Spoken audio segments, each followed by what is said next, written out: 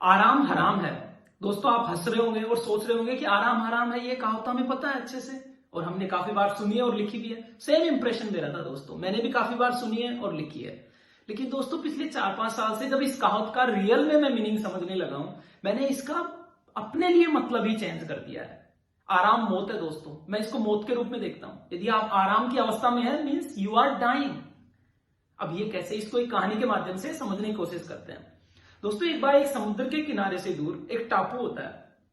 उस टापू पे एक बाज का झुंड वहां पे पहुंचता है। तो वो बाज का झुंड इतना खुश होता है उस जगह को देख के, क्योंकि वहां पे सालों तक खाने के लिए भोजन उपलब्ध है और वहां ना कोई शिकारी है उनका शिकार करने के लिए। वो वहां पे मजे से रहने लगते हैं और अपना जीवन यापन करने लगते हैं। 1 महीना बीतता है, 2 महीने बीतते हैं। उसके बाद वहां पे उनमें से एक बुजुर्ग बाज होता है जो सबको इकट्ठा करके बोलता है कि ये जगह अपने लिए सुरक्षित नहीं है, यहां से अपने को चलना चाहिए। तो सारे जो युवा बाग होते हैं हंसते हैं पहले तो, और फिर बोलते हैं कि सर पागल हो गए हैं, जब यहां पे इतना सब कुछ अवेलेबल है, ना कोई शिकारी है और अपन मजे से अपनी जिंदगी जी रहे हैं, क्यों जाना इस जगह को छोड़ के। तो जो बुजुर्ग बाग होता है वो वहां से चला जाता है और पास वाले जंगल में जाके अपना जीवन यापन करने लगता है। कुछ दिन वहां बिताने के बाद उसकी अवस्था और वृद्ध हो जाती है, तो वो सोचता है कि क्यों ना यहां से जाने, दुनिया से जाने से पहले अपने दोस्तों से मिल लिया जाए। तो उस टापू पे जाके देखता है और काफी दुखी होता है। वो देखता है कि कुछ बाज ही वहां जीवित हैं, बहुत सारे मारे जा चुके हैं और कुछ घायल अवस्था में हैं। तो वो एक बाज के पास जाके उससे पूछता है कि यहाँ ये क्या हुआ, ये सब कैसे हुआ। तो एक बाज आता है और वो काफी दुखी आवाज में बोलता है कि आपके यहां से जाने के बाद एक जहाज आया था और कुछ लोग आए उसमें और उन्होंने यहाँ पे शेरों का झुंड छोड़ के चले गए। कुछ दिन तक तो शेर हमें देखते रहे, हम उनको देखते रहे, उन्होंने हम पर हमला नहीं किया।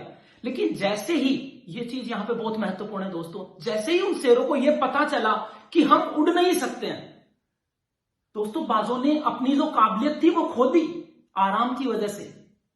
आराम मौत कैसे बनी, जैसे ही बाजू शेर को पता चला कि ये उड़ नहीं सकते हैं, उन्होंने उन पर हमला करना शुरू कर दिया और उनकी सबकी मृत्यु कर दी, लगभग सबको खत्म कर दिया। दोस्तों इस कहानी से क्या मोरल निकलता है इस कहानी का। यदि आप बहुत ज्यादा आराम की अवस्था में हैं, यदि आपको लग रहा है आप कोई भी काम कर रहे हैं, XYZ कुछ भी हो सकता है, बिजनेस है, जॉब है, और आप बिल्कुल आराम की अवस्था में और आपको यह फील हो रहा है कि यार कितना इजी मेरी लाइफ चल रही है, मीन्स आप बहुत गलत रास्ते पे जा रहे हैं। देर आपको चेंज करने की जरूरत है, परिवर्तन करने की जरूरत है। मैं खुद के एक्सपीरियंस से आपको बताता हूं। मेरे खुद की सॉफ्टवेयर कंपनी है। कई बार क्या होता था, कुछ ऐसे क्लाइंट्स मिल जाते थे जो बिल्कुल आसानी से पैसा दे रहे हैं और सब कुछ बिजनेस 4-5 महीने तो बिल्कुल मस्त चल रहा है, फिर कितना आसान है बिजनेस करना।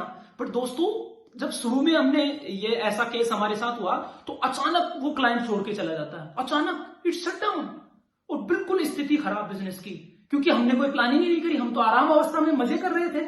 लेकिन दोस्तों ये स्थिति दोबारा हमने कभी नहीं आने दी। जैसे ऐसी सिचुएशंस थी, ऐसी सिचुएशंस को हमने एंजॉय भी किया, साथ ही साथ अपनी प्लानिंग भी शुरू रखी कि आगे क्या करना है। तो दोस्तों आराम की अवस्था में ज्यादा दिन नहीं ठहरना है, otherwise you will be killed. There is a good saying, if you are not upgrading you are downgrading. और विवेकानंद जी ने भी अपने शब्दों में इसको बहुत अच्छे से कहा है कि आप जिस दिन घर से निकलते हैं और आपको कोई समस्या नहीं आई है, तो यह समझना कि आप गलत रास्ते पे हैं। थैंक यू दोस्तों, have a good day, bye bye.